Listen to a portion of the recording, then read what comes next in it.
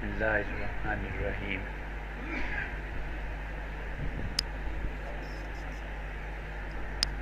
گزشتہ شب میں جو بات ہوئی اس پہ کچھ حضرات نے سمجھ میں نہ آنے کی شکایت کی۔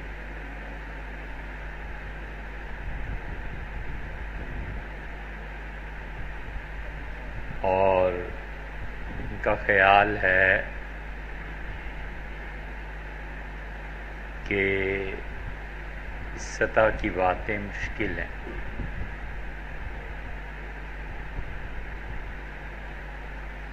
ایک بات یہ بھی خیال میں آئی کہ ہم لوگ کبھی غور کریں کہ ہمارے اور رسول اللہ صلی اللہ علیہ وسلم کے تعلق کی بنیاد کیا ہے، اور مومن انسان ان کے ساتھ کیسے اور کس کس مرحلے پر جڑا ہوا ہے۔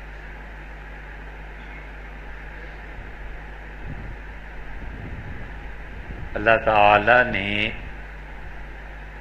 قرآن کریم میں بہت صراحت کے ساتھ یہ کہا ہے کہ اگر کوئی شخص یہ چاہتا ہے کہ وہ اللہ کا محبوب بنے اور اللہ اسے پسند فرمائے، اس آدمی کو اپنی زندگی جس حد تک ہو سکے رسول اللہ صلی اللہ علیہ وسلم کی زندگی سے مشابہت کی زندگی بنانی چاہیے۔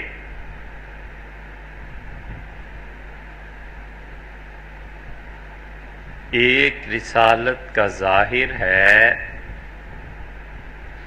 اور ایک رسالت کا باطن ہے۔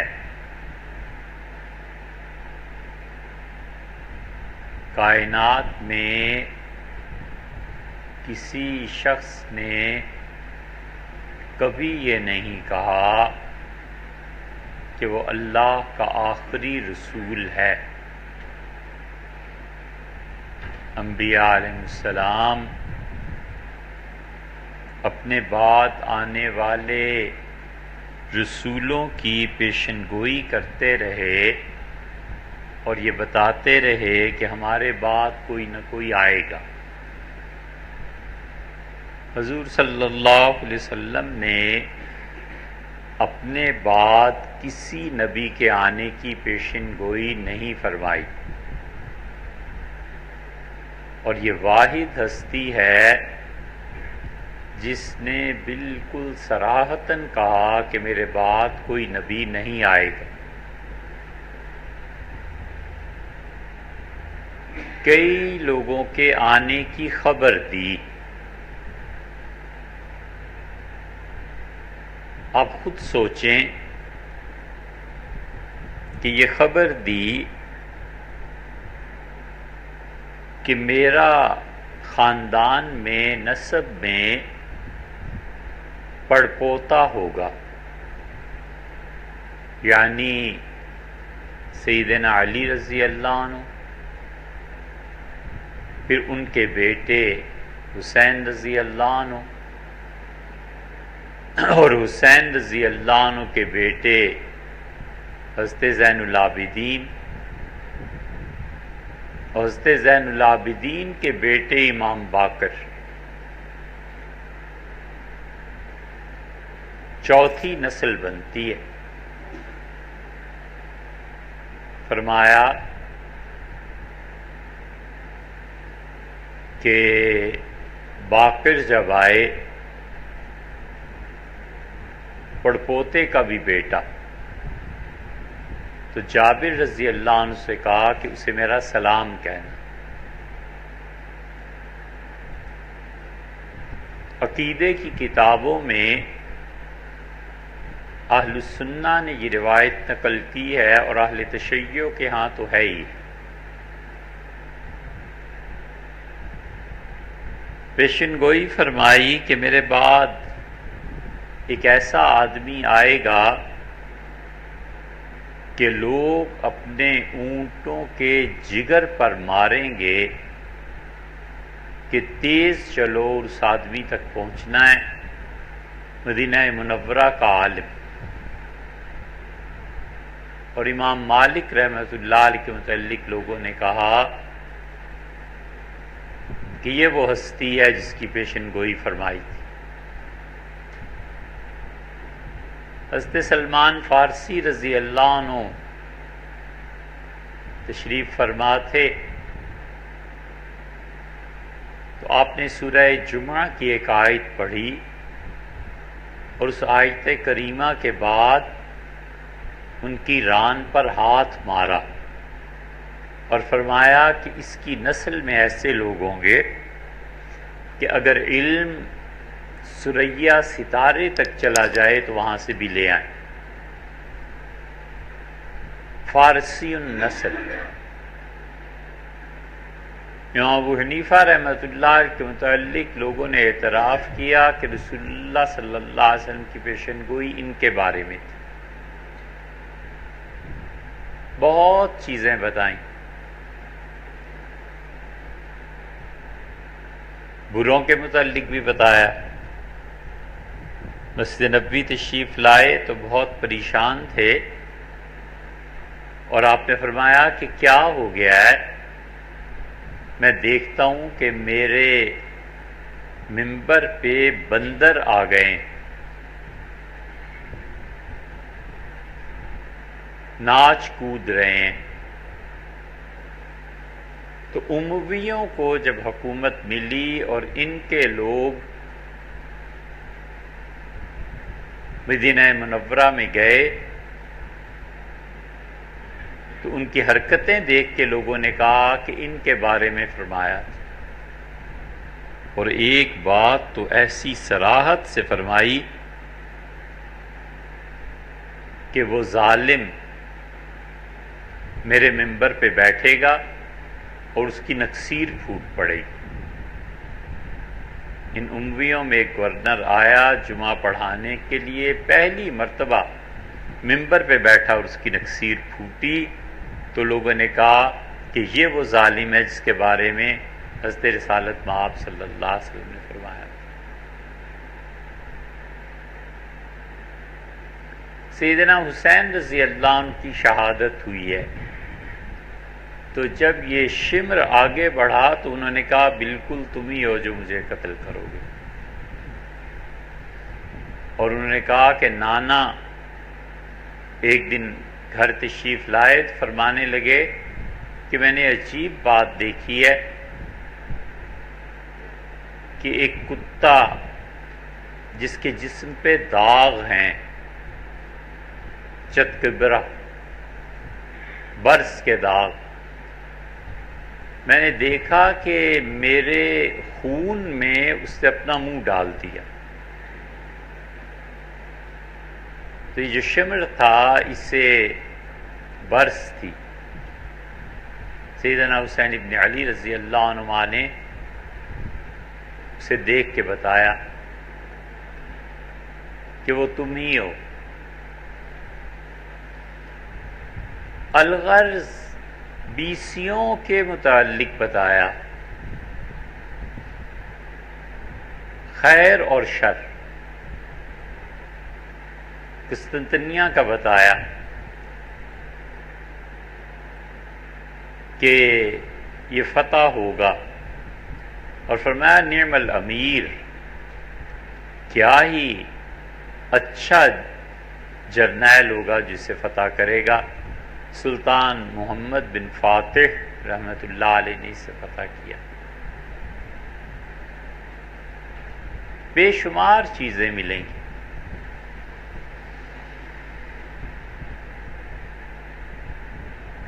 دجال کے متعلق بتایا،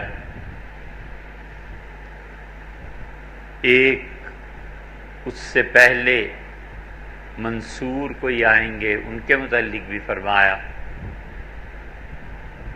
یہ جو ماوراء النہر کا علاقہ ہے، یہاں سے کوئی آدمی اٹھے گا اور فرمایا کہ میرے اہل بیت میں سے ہوگا، اور تم میں سے جو شخص بھی اس کا زمانہ پائے اس کے بارے میں سنے تو اگر گھٹنوں کے بل گھسٹ کے بھی جانا پڑے تو وجب علی کل مسلمین، ہر مسلمان پر واجب ہے جا کے اس کی مدد کرنا۔ بہت چیزیں بتائیں، لشکر آئیں گے، کس کس رنگ کے آئیں گے، ترکی پہ جنگ ہو رہی ہوگی، 12 گھوڑے لوگ لڑ رہے ہوں گے۔ فرمایا خدا کی قسم میں وہ جو لڑنے والے لوگ ہوں گے ان کے باپ کو یہ نام بھی جانتا ہوں۔ یہ کہیں نہیں کہا کہ میرے بعد کوئی نبی بھی آئے۔ عجیب بات کہ جتنے بھی دعوے دار آئے ہیں، عجیب بات ہے انہیں عقل ہی نہیں تھی کہ ہماری کوئی پیشن گوئی فرمائی ہوتی ہے، ہم نے آنا تھا، کچھ کچھ نہیں۔ اس لیے رسول اللہ صلی اللہ علیہ وسلم کی اتنی خصوصیات ہیں شمار سے باہر۔ دنیا میں ہر شخص جو آتا ہے اللہ کے کسی نہ کسی نام کے تحت ہوتا ہے، خدا کے اس پاک نام کی تجلیات اس پہ پڑتی رہتی۔ اس لیے متقدمین جو صوفیہ تھے بہت پرانے، اس آدمی کا اسم معلوم کر لیتے تھے کہ اللہ کے کس نام کے تحت ہے، اسے وہی نام بتاتے تھے، کہتے تھے اللہ کا یہ نام پڑھا کرو، اس سے تمہاری روحانیت میں ترقی ہو جائے گی۔ وہ پڑھتا تھا، اسے فائدہ بھی پہنچتا تھا۔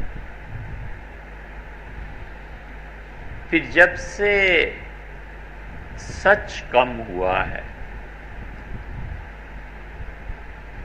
اور جب سے حلال کا رزق کم ہوا ہے، صحیح کشف، سچے خواب بہت دشوار ہو گئے۔ جو آدمی سچ بولتا ہے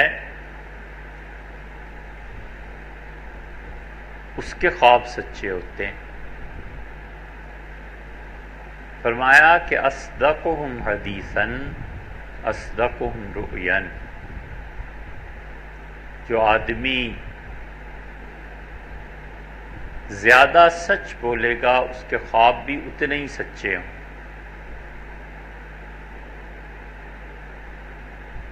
اسی طرح کھانا حلال، جو شخص زندگی میں یہ اہتمام کرتا رہتا ہے دو چیزوں کا، سچ بولنے کا اور حلال کی چیزیں استعمال کرنے کا، اسے پھر کہیں خاص جانے کی ضرورت نہیں، اس کی دعائیں ویسے ہی قبول ہوتی رہتی۔ دعا کے یہ 2 پر ہیں، سچ بولنا اور حلال کھانا۔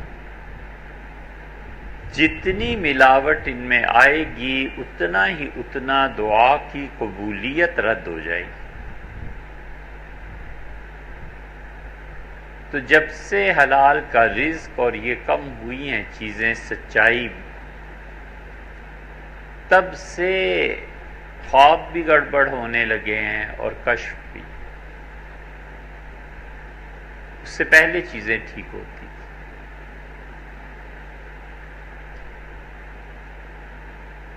اس لیے ان چیزوں سے حالات میں بہت فرق پڑا ہے۔ تو صوفیہ نے یہ کیا کہ انہوں نے کہا آپ کس کس کا نام کس کو بتائیں، سب کو اللہ کا ذاتی نام اللہ کی تلقین کرو کہ اللہ کا نام لو بس۔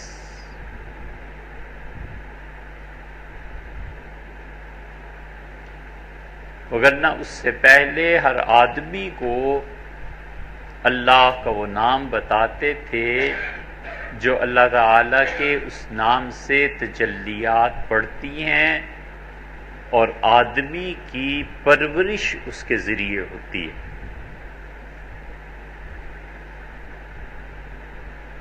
حتیٰ کہ انبیاء علیہ السلام ان اسماء کے تحت رہتے ہیں۔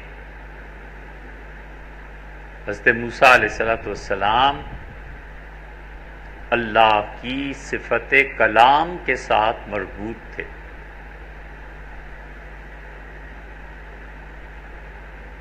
سیدنا ابراہیم علیہ السلام اللہ تعالی کی صفت بلاغت کے ساتھ مربوط تھے۔ بڑا علم اللہ نے دیا۔ حضرت رسالت پناہ صلی اللہ علیہ وسلم پر خدا کے ناموں کی تجلیات ان کی پیدائش سے بھی ہزاروں لاکھوں سال پہلے ان کی روح مبارکہ پر پڑتی رہی۔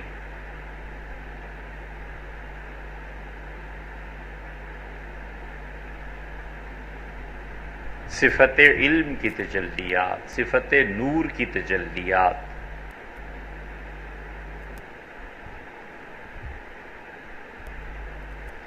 اور کافر بھی اللہ کی صفت کے تحت ہے۔ صفت اللہ کی ہادی ہے، اور ہادی کے تحت جو آ جاتا ہے تو مسلمان ہو جاتا ہے۔ قرآن کہتا ہے یضل اللہ من یشاء، اور اللہ جسے چاہے گمراہی پر چھوڑ دیتا ہے۔ شیطان اور اس کے سارے ماننے والے اللہ کی صفت مضل کے تحت، اور ان سب سے اوپر اللہ کی صفت مشیت ہے کہ جو چاہے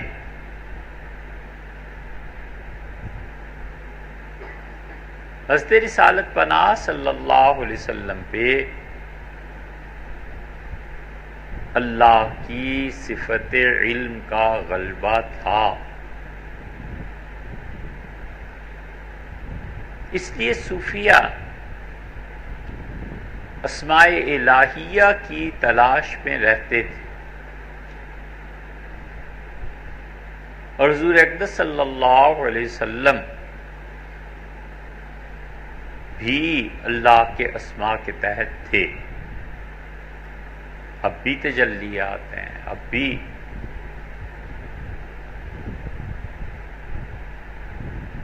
تو انسان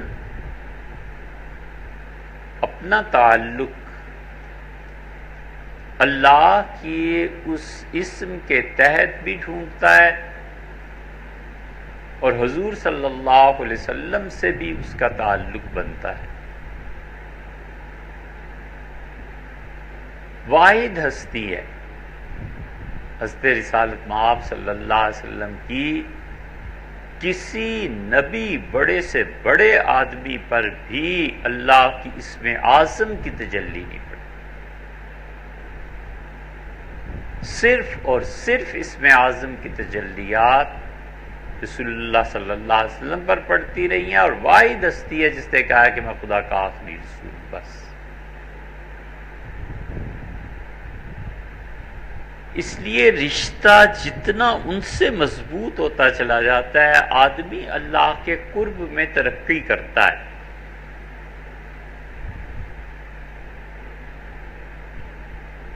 اہل السنہ کا یہ عقیدہ ہے، ہمیشہ اہل السنہ کے عقیدے پر رہنا چاہیے۔ اہل السنہ ایک دائرے میں سمجھ لیں،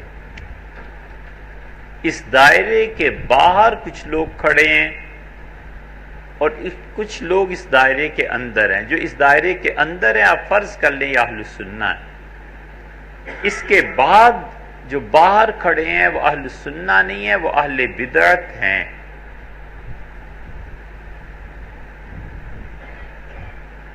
ان کے عقیدے میں بدعات شامل ہیں،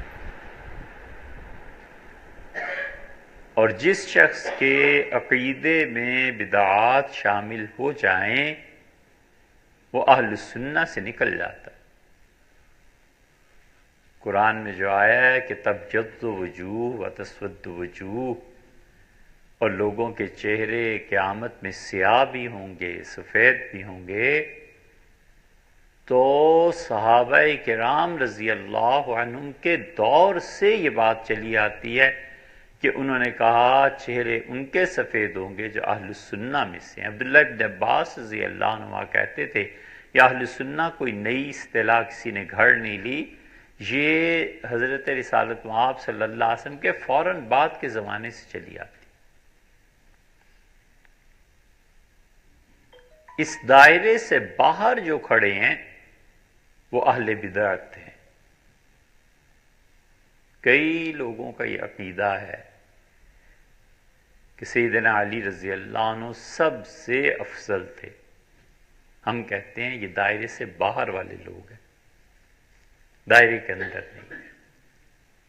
ایک آدمی کہتا ہے کہ قیامت میں اللہ تعالیٰ کی رؤیت نہیں ہوگی، یہ اہل بدعت میں سے ہے۔ ایک آدمی کہتا ہے کہ اعمال حضور صلی اللہ علیہ وسلم پر پیش نہیں کیے جاتے، تو یہ اہل سنہ کا عقیدہ نہیں ہے۔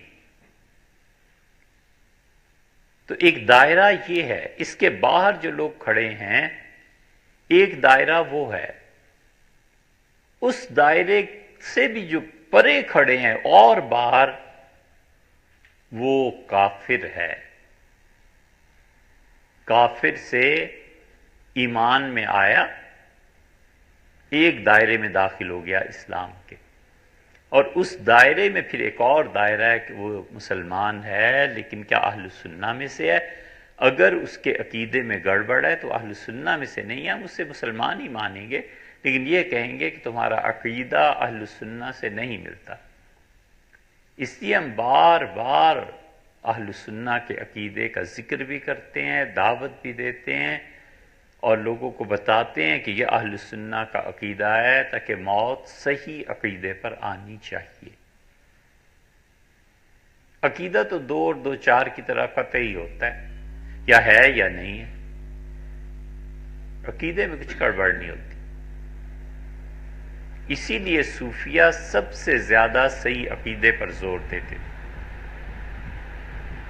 اتنا زور دیتے تھے کہ حضرت مجدد الفسانی سرہندی رحمۃ اللہ علیہ نے، ہے تو حضرت کے کشف کی بات لیکن لکھا ہے اپنے مکتوبات میں کہ میں نے دیکھا اللہ تعالیٰ نے بہت سے گناہ ویسے ہی معاف فرما دیے جن کا عقیدہ ماتریدیوں کا تھا۔ ماترید ایک محلہ تھا، اس میں امام ابو منصور امام الہدا رحمۃ اللہ علیہ رہتے تھے۔ 333 ہجری میں ان کا انتقال ہوا۔ اس شخص نے ماتریدی تھے، وہ عقیدے کو باندھ کے رکھ دیا۔ اس لیے اہل سنہ کے عقائد بیان کرتے رہتے ہیں تاکہ یہ خیال میں رہے کہ ہمارے عقیدے کا حصہ ہے۔ ہمارے عقیدے میں یہ بات شامل ہے کہ حضرت رسالت مآب صلی اللہ علیہ وسلم کے سامنے امت کے اعمال پیش کیے جاتے ہیں، قبر مبارک میں اعمال پیش کیے جاتے ہیں۔ خود بھی ارشاد فرمایا تھا کہ تمہارے اعمال میرے سامنے لائے جائیں گے، میں دیکھوں گا، اور اگر اچھے ہوئے تو میں اس پہ اللہ کا شکر ادا کروں گا، اور برے ہوئے تو میں اللہ سے استغفار کروں۔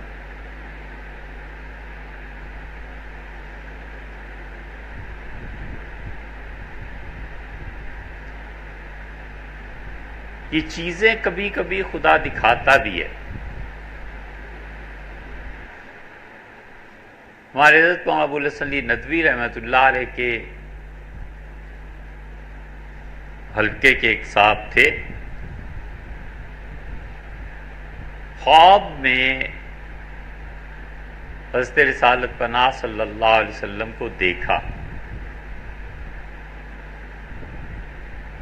تو آپ نے ناراضگی کا اظہار فرمایا کہ یہ تمہاری کیا عمل ہے.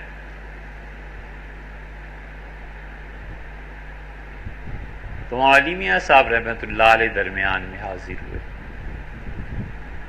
اور کہا آپ سے معاف فرما دیں، جو عمل اس کا آپ کے سامنے پیش کیا گیا ہے اور میں اس کو ٹھیک کروں. حضور صلی اللہ علیہ وسلم خاموش ہو. یہ وہی چیز ہے. اور تو اور اہل تشیع تو قائل ہیں سو ہیں، وہ تو اس سے بھی زیادہ کے قائل ہیں. اس عقیدے کو شیخ ابن تیمیہ رحمۃ اللہ علیہ اپنے فتاویٰ میں لکھا ہے. 2 مقامات تو یاد ہیں کہ شیخ نے صراحتاً لکھا ہے کہ رسول اللہ صلی اللہ علیہ وسلم سامنے اعمال پیش ہوتے.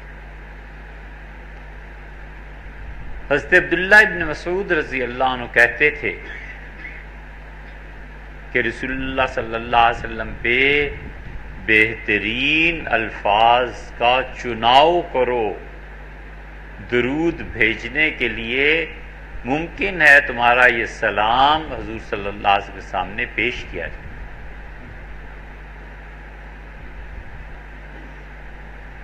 اللہ تعالی اپنی حمد پہ بڑا خوش ہوتا ہے. جو لوگ اللہ کی حمد بیان کرتے رہتے ہیں خدا ان سے بہت خوش ہوتا ہے. الحمدللہ یہ جملہ ہے، اللہ کی حمد بیان کی، الحمدللہ رب العالمین پڑھتا ہے، یہ جملہ ہے. ایسے ہی رسول اللہ صلی اللہ علیہ وسلم اور اللہ کے جو نیک بندے ہیں دنیا کے اس حصے میں ہیں ان کی ارواح مبارکہ کہ ان کو تعریف سے کچھ نقصان نہیں پہنچتا. انبیاء علیہ السلام کو چھوڑ کے باقی کسی آدمی کو بھی تعریف سے نقصان پہنچ سکتا ہے. ہو سکتا ہے اس میں غرور پیدا ہو جائے، ہو سکتا ہے وہ آدمی بہک جائے اپنی تعریف سن کے. لیکن جب اس جہان میں چلے جاتے ہیں تو وہاں اب اعمال تو ہیں نہیں، وہاں کبر میں غلط فہمی میں مبتلا ہونے کا خدشہ بھی نہیں رہتا. اس لیے یہ جو لوگ رسول اللہ صلی اللہ علیہ وسلم کی تعریف کرتے رہتے ہیں ان کو وہاں دربار میں بہت پذیرائی ملتی.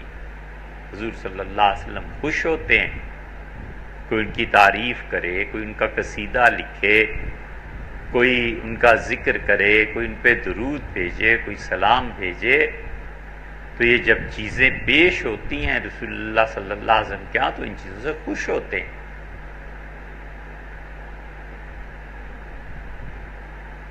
بہت چیزیں اور رسول اللہ صلی اللہ علیہ وسلم کی اس خوشی کی وجہ سے انسان کو اللہ کا قرب ملتا ہے. صحابہ کرام رضی اللہ عنہم ان کی زندگی میں بھی ان کی خوشی کی جستجو کرتے تھے اور وفات کے بعد بھی ڈرتے تھے اس بات سے کہ کوئی ایسا کام نہ ہو جائے کہ قیامت میں ملاقات ہو اور رسول اللہ صلی اللہ علیہ وسلم ناراض ہو.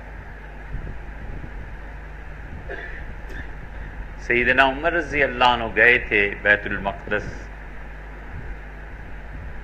پیسے دیے اپنے نوکر کو، فرمایا فلاں کو دے آؤ، فلاں کو دے آؤ، فلاں کو دے آؤ. ابو عبیدہ بن الجراح رضی اللہ عنہ جو ساری فوج کے کمانڈر تھے، خالد بن ولید رضی اللہ عنہ کو ہٹا دیا تھا، ان کی جگہ ان کو مقرر کیا تھا. پھر ابو عبیدہ بن جراح رضی اللہ عنہ کی شہادت ہو گئی، پھر معاذ مقرر ہوئے تھے، معاذ کی شہادت. حضرت عمر رضی اللہ عنہ گھبرا گئے، شدید گھبراہٹ طاری ہو گئی کہ ایک کے بعد ایک تعاون میں جا رہا ہے، یہاں فوج کی کمانڈ کون کرے گا؟ تو پیسے بھجوائے تھے حضرت ان کو عبیدہ بن جراح رضی اللہ عنہ کو. تو جب پیسے دے کے واپس آیا تو کہا عبیدہ نے کیا دے آئے، ان کا کیا کیا انہوں نے پیسوں کا؟ ہر ایک کیا حالات کا عبیدہ. انہوں نے کہا عبیدہ رضی اللہ عنہ نے آپ کے بھیجے ہوئے دینار سکے لیے، آپ کا شکریہ ادا کیا، اور پھر اپنے نوکر کو بلایا اور کہا اتنے فلاں کو دے آؤ، اتنے فلاں کو دے آؤ، اس بیوہ کو دے آؤ، اس یتیم گھرانے کو دے آؤ. سب کوئی چیز نہیں رکھی. سیدنا عمر رضی اللہ عنہ گئے ان کے خیمے میں اور کہا عبیدہ ہر آدمی بدل گیا، تم کیوں نہیں بدلے؟ انہوں نے کہا کہ رسول اللہ صلی اللہ علیہ وسلم جس حال پر چھوڑ کر گئے تھے بس اسی پہ امیر المومنین زندہ رہنا ہے، بدل جاؤں اور پھر قیامت میں ان سے ملاقات نہ ہو تو کیا فائدہ؟ اسی لیے حضرت عمر رضی اللہ عنہ نے واپسی پہ جب ان سے ہاتھ ملایا تو ابو عبیدہ رضی اللہ عنہ کو ہاتھ چوما اور کہا عبیدہ سب بدل گئے بس تم نہیں بدلے. ابو ذر رضی اللہ عنہ کا بھی یہی حال تھا. حضرت عثمان رضی اللہ عنہ نے بہت اصرار کیا کہ آپ کچھ لے لیں، فرمانے لگے نہیں، اگر بدل گیا تو رسول اللہ صلی اللہ علیہ وسلم سے ملاقات کیسے ہوگی؟ تو آپ کی حیات طیبہ میں بھی اور وفات کے بعد بھی یہ فکر رہتی تھی کہ حالت ٹھیک رہے. اس لیے آدمی کو ایک فکر یہ بھی چاہیے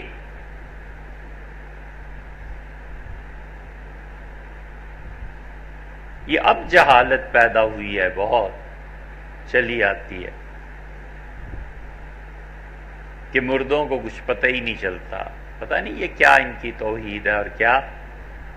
سب چیزیں یہ کتابوں میں ملیں گی. حضرت ابو الدرداء رضی اللہ عنہ ایک بات پیش آ گئی تھی، فرمایا میں نہیں کر سکتا. لوگوں نے کہا کیوں؟ انہوں نے کہا تم جانتے ہو فلاں میرا دوست صحابی رضی اللہ عنہ دنیا سے چلے گئے، اس جہان میں جب میرا عمل وہ دیکھے گا تو کیا سوچے گا کہ ابو الدرداء میرے بعد اس کو کیا ہو گیا؟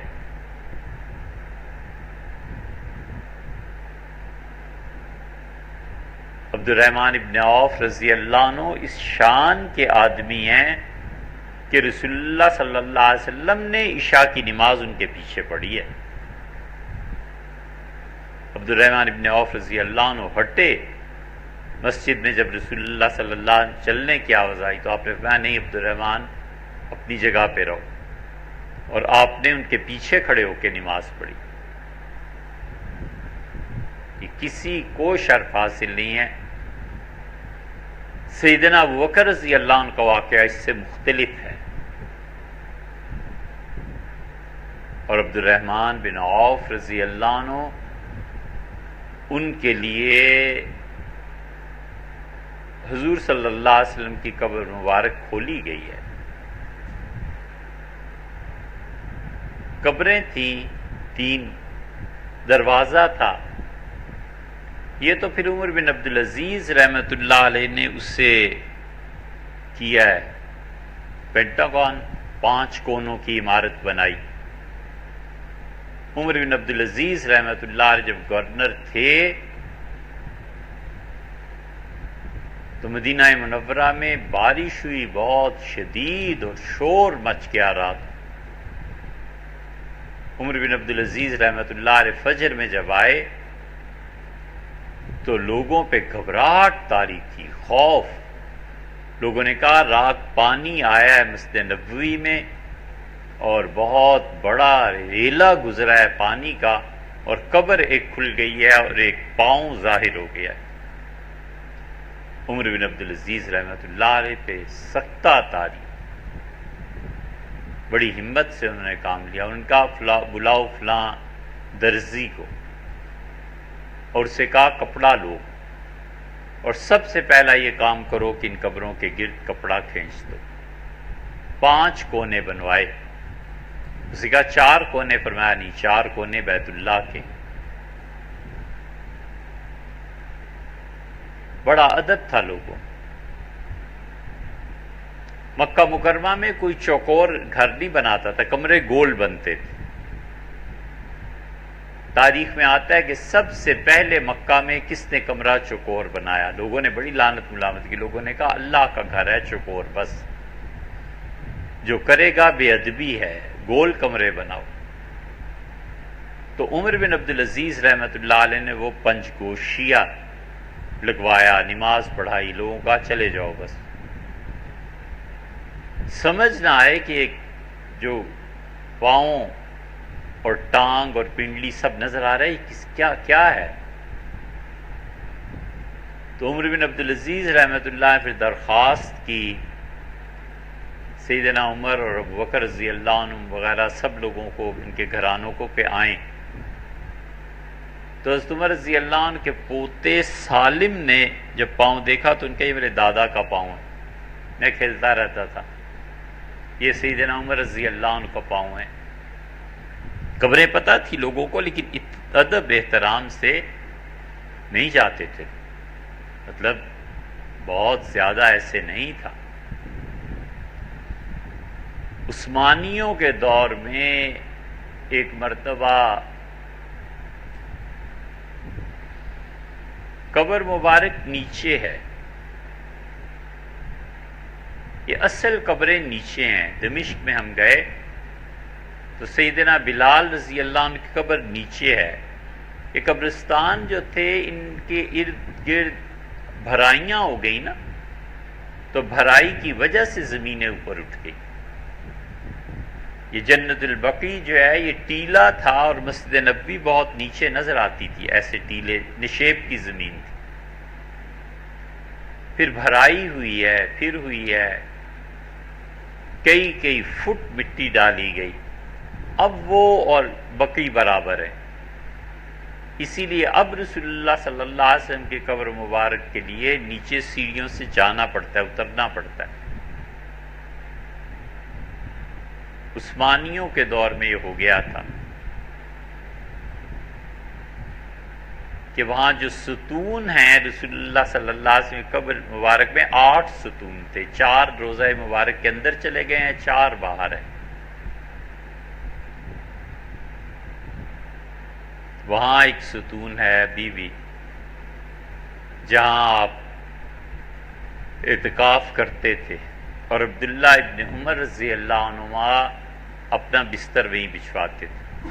کہتے تھے رسول اللہ صلی اللہ علیہ وسلم نے یہاں اعتکاف کیا. ایک اور ستون بھی ہے جس کی تعمیر حضرت عثمان رضی اللہ عنہ نے کی تھی، اور جو قرآن پاک کے پرانے نسخے حضور صلی اللہ علیہ وسلم کے زمانے میں تھے انہوں نے اسے رکھوا کے اوپر اس کی تعمیر اٹھا دی. ایک اور ستون بھی ہے جس کے متعلق رسول اللہ صلی اللہ علیہ وسلم نے اشارہ فرما کے کہا تھا کہ قیامت میں اتنی ویرانی قیامت کے قریب ہو جائے گی کہ میرے اس ستون کے پاس آ کے کتے پیشاب کریں گے. اللہ تعالیٰ ایسا دن نہ دکھائے.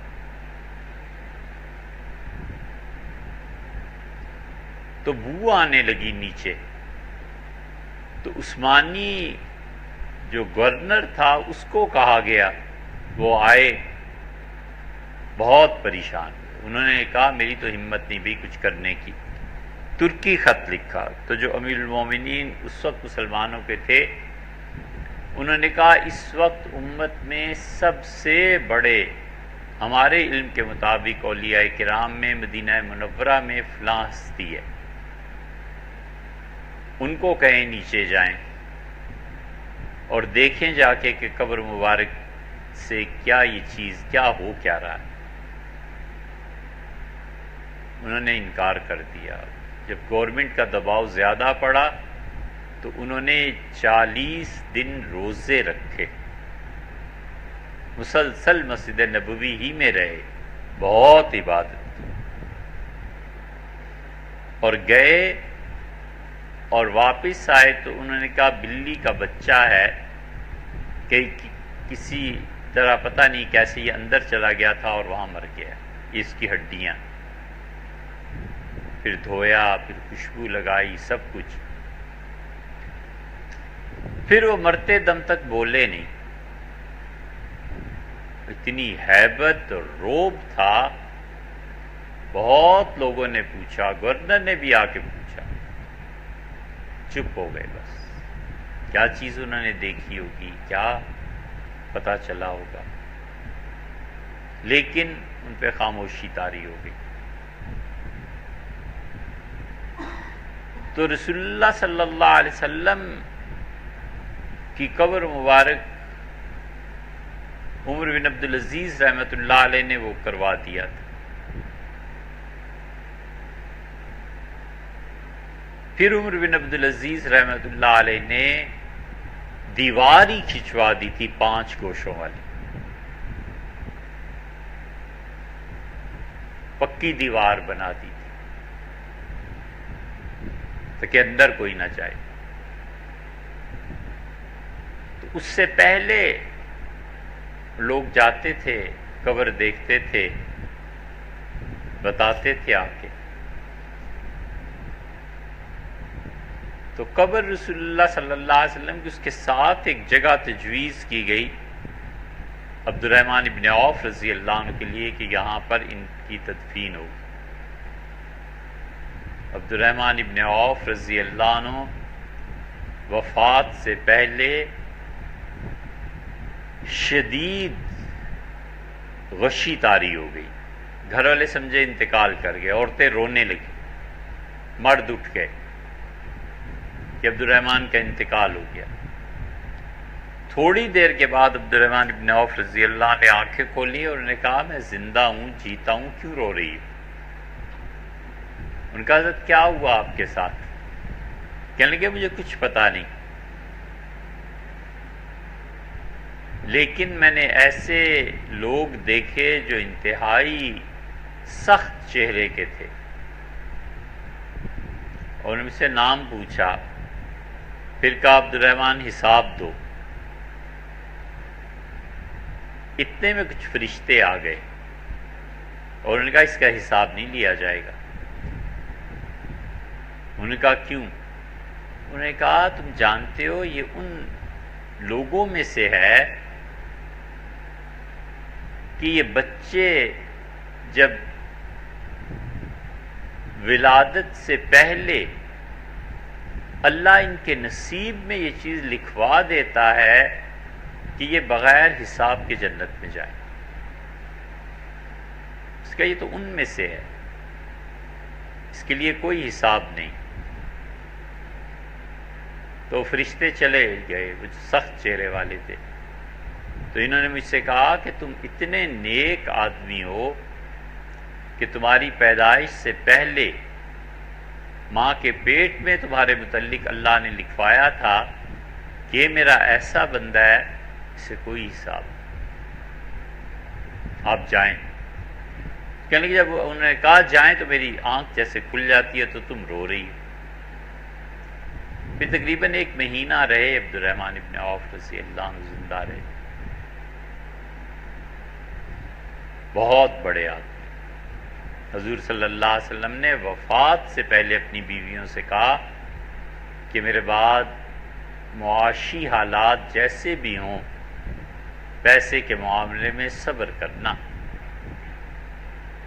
اور تمہارے ساتھ وہی نیکی کرے گا جو اللہ کا کوئی خاص اچھا بندہ ہوگا.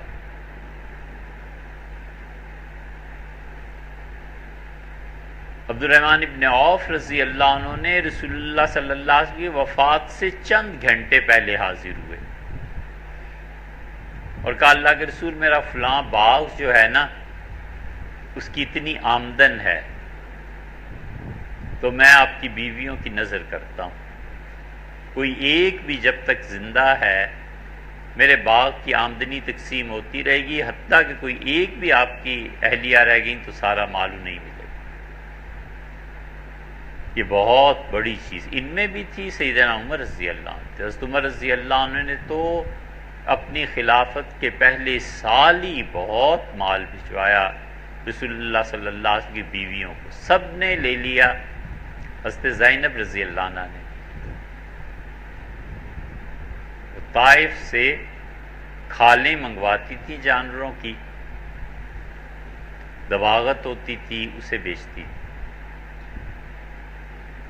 عمر رضی اللہ عنہ نے اصرار کیا کہ آپ یہ ہدیہ ہے، تحفہ ہے، گورنمنٹ کی طرف سے قبول کر لیں، تو انہوں نے رکھ لیا، پھر تقسیم کر دیا، اور جب تقسیم پوری پیسہ گھر سے نکل گیا تو ہاتھ اٹھائے اور کہنے لگیں کہ اللہ آئندہ سال عمر کے اس احسان کے لیے مجھے زندہ نہ رہنے، آئندہ سال سے پہلے انتقال فرما گئے۔ تو عبد الرحمن ابن عوف کو کہا گیا کہ آپ کی قبر کی جگہ سیدنا عمر رضی اللہ عنہ کے ساتھ ہے۔ وہ جو مہینہ ایک مل گیا نا انہیں، تو انہیں کہا گیا کہ آپ کی قبر کی جگہ وہ ہے۔ ان کا بالکل میری قبر کی جگہ وہ نہ کرنا، اور کہا کہ تمہیں پتہ نہیں ہے مجھے جنت البقیع میں دفن کرنا، میں نے اپنی قبر کی جگہ خود رکھ لی۔ تو لوگوں نے کہا کہ وجہ کیا ہے، حضور صلی اللہ علیہ وسلم کے ساتھ اور عمر رضی اللہ عنہ کے ساتھ قبر سے آپ انکار کرتے ہیں؟ یہ ہے ایمان، اور یہ ہے کردار، اور یہ ہے شخصیت۔ انہوں نے کہا تمہیں پتہ نہیں ہے کہ میں اور سعد ہم دونوں احد کے لیے جا رہے تھے، اور مجھے سعد سے اور سعد کو مجھ سے بڑی محبت تھی۔ تو سعد نے مجھ سے کہا کہ عبد الرحمن جا تو رہے ہیں احد میں لڑنے کے لیے، اور اگر کسی کو کچھ ہو گیا تو پھر کیا ہوگا؟ تو میں نے کہا تم بتاؤ۔ تو سعد نے کہا عبد الرحمن میں تمہارے بغیر نہیں رہ سکتا، مجھے بڑی محبت ہے تم سے، تمہیں کچھ ہو گیا تو زندگی کیسے گزرے گی، اور مجھے کچھ ہو گیا تو پھر۔ تو عبد الرحمن ابن عوف رضی اللہ عنہ کا تم ہی بتاؤ سعد کیا چاہتے ہو؟ انہوں نے کہا چاہتا یہ ہوں کہ اگر مجھے کچھ ہو جائے نا کہیں تو میری قبر بنے گی، تو جس کا بھی ہم دونوں میں بعد میں انتقال ہو وہ یہیں آ کے دفن، قبریں اکٹھی ہونی چاہیے، لیٹے رہیں گے۔ ان کا میں نے ساتھ سے وعدہ کیا کہ جس کا بھی بعد میں انتقال ہوگا وہ آئے گا۔ تو سعد رضی اللہ عنہ شہید ہوئے، پھر بقیع میں دفن کیے گئے۔ تو میرا سعد سے وعدہ ہے، میں نہیں چاہتا کہ قیامت میں شرمندہ ہو۔ یہ ہے کردار کہ وعدے کی اتنی پابندی ہے کہ ان کا نہیں، وہاں نہیں، وہاں میری قبر ہو۔ اور پھر ایک جملہ انہوں نے فرمایا، انہوں نے کہا زندگی میں کئی چیزیں اس لیے نہیں کی کہ اگر سعد کے سامنے پیش کی گئیں تو کیا کہے گا عبد الرحمن نے یہ کیا کام کیا۔ اس لیے لوگوں کے اعمال ان کے آباء و اجداد پہ بھی پیش کیے جاتے ہیں، ماں پہ، باپ پہ، کہ جو اولاد چھوڑ کے آئے ہو یہ ہیں کرتوت اور یہ ہیں چیزیں۔ اسی لیے جو لوگ اچھی چیزیں چھوڑ کے جاتے ہیں ان کا بھی بڑا مقام ہے۔ اللہ نے کہا وَجَعَلَهَا كَلِمَةً بَاقِيَةً فِي عَقِبِهِ، اور ابراہیم علیہ السلام اپنی اولاد میں ایک اچھا جملہ چھوڑ کر گئے۔ تو رسول اللہ صلی اللہ علیہ وسلم پر اعمال پیش کیے جاتے ہیں، یہ بہت بڑی چیز۔ اسی لیے رسول اللہ صلی اللہ علیہ وسلم پہ جو اعمال پیش کیے جاتے ہیں اور انہیں جو خوشی ہوتی ہے، جتنے لوگ امت میں بڑے کام کرتے ہیں ان کو وہ خوشیاں ملتی ہیں۔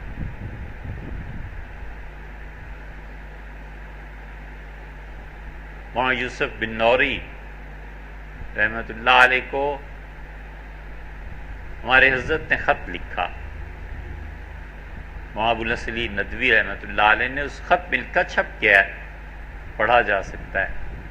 لکھا کہ آپ نے جو قادیانیوں کو کافر قرار دینے کی تحریک چلائی اور اس کے نتیجے میں ملک میں پاکستان میں قادیانیوں کو کافر قرار دیا گیا ہے، حضرت رسالت مآب صلی اللہ علیہ وسلم کی روح مبارکہ سلطان صلاح الدین ایوبی کے بیت المقدس کی فتح کے بعد سب سے زیادہ خوش غالباً اس فیصلے سے ہوئی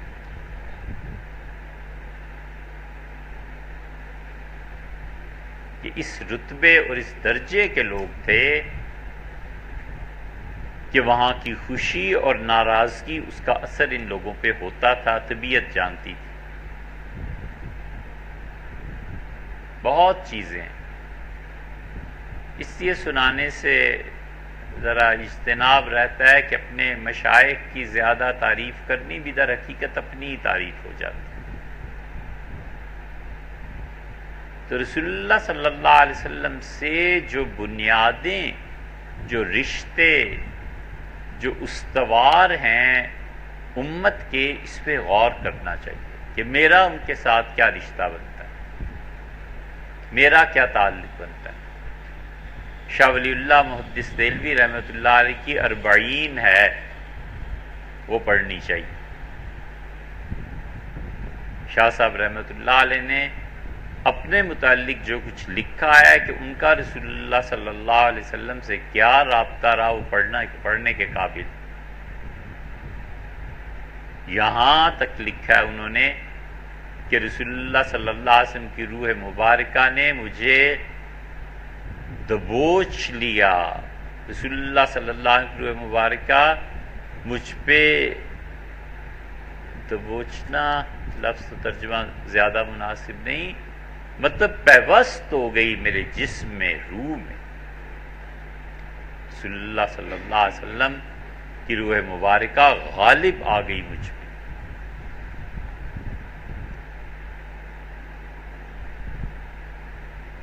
بہت چیزیں ہیں ایسی، بیان اس لیے زیادہ نہیں کی جا سکتی کہ گمراہی کا بھی خدشہ رہتا ہے، لوگ کہیں سے کہیں بات لے جاتے ہیں بہت۔ حضرت مجدد الفسانی سرہندی رحمۃ اللہ کے صاحبزادے خواجہ معصوم صاحب رحمۃ اللہ علیہ کے یہاں بھی ایسی چیزیں ہیں۔ یہ سب کیا ہے؟ حضرت رسالت پناہ صلی اللہ علیہ وسلم کے ساتھ تعلق کی نوعیت ہے۔ یہ چیزیں جن پہ غور کرنا چاہیے۔ کل انشاءاللہ اس سلسلے میں اور بھی بات آپ سے